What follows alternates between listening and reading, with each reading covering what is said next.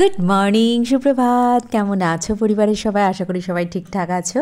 সোয়ালিস greatly ব্লগসের আর একটা fresh ব্লগে তোমাদের সবাইকে ওয়েলকাম। আজকে অ্যাডিনিয়াম গাছটাকে কেটে দিয়েছি সকাল। হ্যাঁ, সকালে হাতে একটু সময় ছিল, গাছপালাগুলোর সাথে একটু সময় কাটালাম। সকালবেলাটা এদের সাথে সময় কাটাতে আমার বেসিক্যালি এমনি ভালোই লাগে। আর এদিকে সকালে জলখাবার শুরু করে দিয়েছি। সকালে জলখাবারে আজকে হচ্ছে গোলার রুটি, পেঁয়াজ আর ডিম দিয়ে। আজকে ছেলের স্কুল ছুটি ছিল, কারণ হচ্ছে ছেলের স্কুলের কিছু পোর্স সংক্রান্ত কারণে ছুটি দিয়েছে আর কি। তো যাই হোক, আজকের ব্লগটা বেসিক্যালি কী থাকছে সেটাই তো বললাম না। আজকের ব্লগটাই থাকছে বেসিক্যালি স্ট্রেস ফ্রিভাবে কিচেনের কাজগুলোকে কীভাবে চটপট সারা যায় এবং কিচেনটাকে কীভাবে চটজলদি ক্লিন করে নেওয়া যায়, তারই ছোটোখাটো কিছু টিপস অ্যান্ড ট্রিক্স, যেগুলো কিনা আমাকে সব সময় হেল্প করে চলেছে এবং সেগুলোই তোমাদের সাথে শেয়ার করছি। আশা করি তোমাদের ভালো লাগবে, আর ভালো লাগলে অবশ্যই কিন্তু কমেন্ট করে আমাকে জানাতে ভুলবে না। আর কেউ যদি আজকে ফার্স্ট টাইম ব্লগটা ভিজিট করে থাকো, অবশ্যই চ্যানেলটাকে সাবস্ক্রাইব করে আমার পরিবারের একজন হয়ে যাও। গোলা রুটিটা কিন্তু এরকমভাবে বানালে বেশ মুচমুচে টাইপের হয়। আমার এমনিতে নর্মালি যখন আমি আগে বানাতাম না, রুটিগুলো নরম তুলতুলে টাইপের হতো, কিন্তু এইভাবে এখন বানানোতে না বেশ ক্রিস্পি টাইপের হয়। তার সাথে একটু সস, ফাটাফাটি।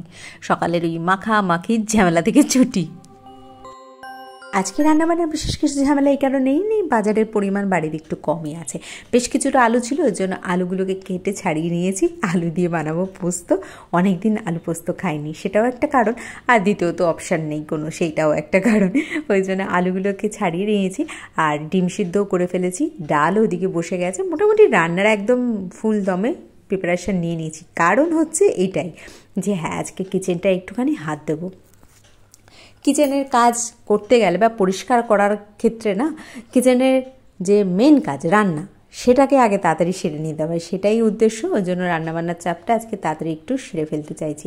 এদিকে ডিমগুলোকে সিদ্ধ করে রেখে দিয়েছি অনেকক্ষণ আগেই, আর আলুগুলোকে একটু ভিজিয়ে রাখলাম। এখনকার আলুগুলো না উপর থেকে দেখে কি সুন্দর লাগে, কাটার পর তারপরে বোঝা যায় ভেতরে কেউ কালো ছোপ, কেউ পচা, কেউ আবার রান্না করার পরও সিদ্ধ হতে চায় না। এরকম নানান রকম আলু নিয়ে এখন চলছে ঝুটঝামেলা। আর যতই সূর্যমুখী, চন্দ্রমুখী, যে মুখেই আনো না কেন, সবারই দেখি গিয়ে একই গল্প শেষ পর্যন্ত। যাই হোক, ওইদিকে কাজ করতে করতে এদিকে কিন্তু আমার গোলা রুটি কমপ্লিট হয়ে গেছে। ছেলেকে দিয়ে দিলাম, বাকি একটা বানাবো। বেশ বড় করে বানিয়েছি পিৎজা স্টাইলে, যে একটা খেলেই মোটামুটি পেট ভরে যাবে। তবে না, 3টের মতো হয়ে গেছিলো। কিচেন মানে একটা জায়গা না, যেখানে প্রতিদিন নোংরা হয়, প্রতিটা দিন নোংরা হয়। মানে এত পরিমাণে নোংরা হয়, যেটা যদি তুমি নিয়ম করে পরিষ্কার না করো, সেটা স্তরের পর স্তর জমতে এমন পর্যায়ে গিয়ে দাঁড়াবে, সেখানে তোমাকে বাইরের লোক নিয়ে আসতে হবে পরিষ্কার করার জন্য। সেই সব ঝুটঝামেলা থেকে এড়াবার জন্যই নিজের কিছু ভালো হ্যাবিট তৈরি করা উচিত। যেমন আমার এই দিয়ে কিচেনের যে কৌটোগুলো, সেই কৌটোগুলোর জিনিস যখন খালি হয়ে যায় না, বেশ কিছুদিন গ্যাপ দিয়ে আবার যখন জিনিসগুলো ঢালা হয়, দেখবে কৌটোর ভেতরে একটা ফাঙ্গাস এসে যায়। তো সেরকম কিছু মশলার কৌটো হয়েছিল, গুঁড়ো মশলা যেগুলোতে ছিল সেগুলোর এই অবস্থা হয়েছে। আমি কিন্তু সব মশলা কৌটোগুলো একবারে খালি করে নিই, সেটা করলে একটা ভীষণ ঝামেলা হয়ে যায়। ওই জন্য চারটে করে মশলার কৌটো, যেগুলোতে বেছে দেখলাম একদম অল্প পরিমাণে আছে, সেগুলোকে খালি করে নিয়ে ধুয়ে নিলাম। কারণ হচ্ছে, পরে তোমাদের বলছি কেন। একবারে সব কাজ যদি নিয়ে বসে পড়ো না, তাহলে কিন্তু সেটা অনেকটা বেশি চাপের হয়ে যায়।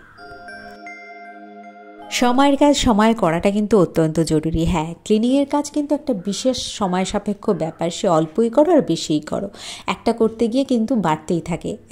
তো সেই কারণে আমি চটপট স্নানটা সেরে পুজোটা করে নিলাম আগে। কারণ ওই দিকে ঢুকে পড়লে না, একটার পর একটা বাড়তেই থাকবে আর আমার হুঁশ থাকবে না, এদিকে আমার পুজোর দেরি হয়ে যাবে। তো যথারীতি ওদিকে সেরে সকালে খাওয়া দাওয়া তো সব হয়েই গেছিলো। তারপরে এসে টুকটুক করে এবার একটু আবার ক্লিনিংয়ের কাজে হাত দিলাম। দেখো, এই জানলাটা এদিকটা আমার খোলা হয় না, আর ঘুরে আসার পর এগুলোতে হাতও দিইনি। একটা জিনিস দেখো, বেশি দিন নয়, হয়তো 2 সপ্তাহ এদিকে কোনো হাত দিইনি, দেখো বাসা বেঁধে ফেলেছে অলরেডি। এইরকমই হয় পরিস্থিতি, বিশেষ করে বর্ষাকালটা। কিন্তু কিছু করার নেই, তাই জন্য ভাবলাম কেননা এদিকটাও একটুখানি পরিষ্কার করে নিই, যতটুকু দরকার ততটুকুইতেই কাজ করব। জানলার নিচটা অপরিষ্কার হয়ে গেছিলো, সেটাকে একটুখানি ভালো করে কাপড় দিয়ে মুছে নিলাম।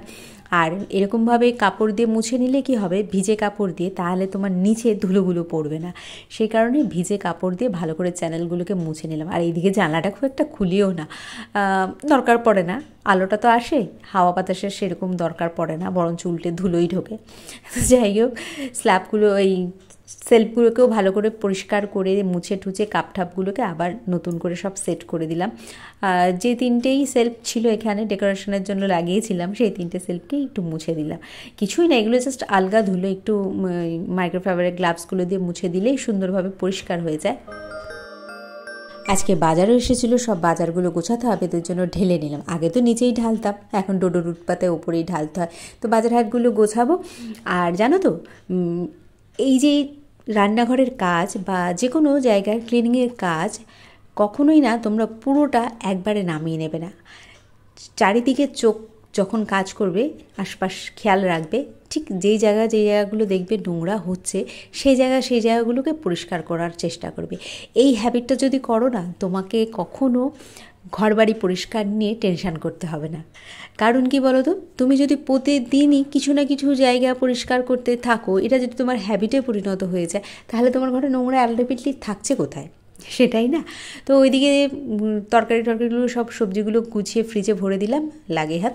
ফ্রিজটাকেও একটু মুছে দিলাম, কারণ ভেতরটা তো কিছুদিন আগেই পরিষ্কার করেছিলাম, বাইরেটা মোছা হয়নি, তাই আজকে বাইরেটা মুছে দিলাম। আর ফিল্টারেরটাও মুছে দিলাম, নতুন লাগানোর পর থেকে আজ মনে হয় ফার্স্ট পরিষ্কার করছি। আর এগুলো যেহেতু আমার কিচেনটা খুব ছোট, কিচেনের ভেতরেই থাকে, এগুলোকে কিন্তু আমার খুব অল্প সময়ের মধ্যেই পরিষ্কার করতে হয়। আর শখ করে করেছি সাদা, তার জন্য ভোগান্তি তো ভুগতেই হয়।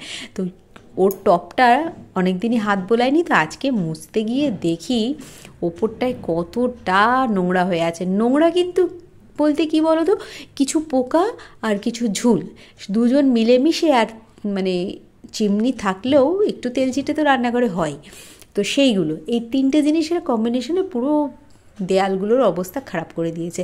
তো আমার হাত যতটা গেছে ততটাও আজকে মুছেও আমি পরিষ্কার করে নিলাম, কারণ এর হাইটটা অনেকটা বেশি, আমার পক্ষে মানে এমনিতে তো পৌঁছানো সম্ভব না, মই লাগবে ওই দিকের সাইডটায় যেতে।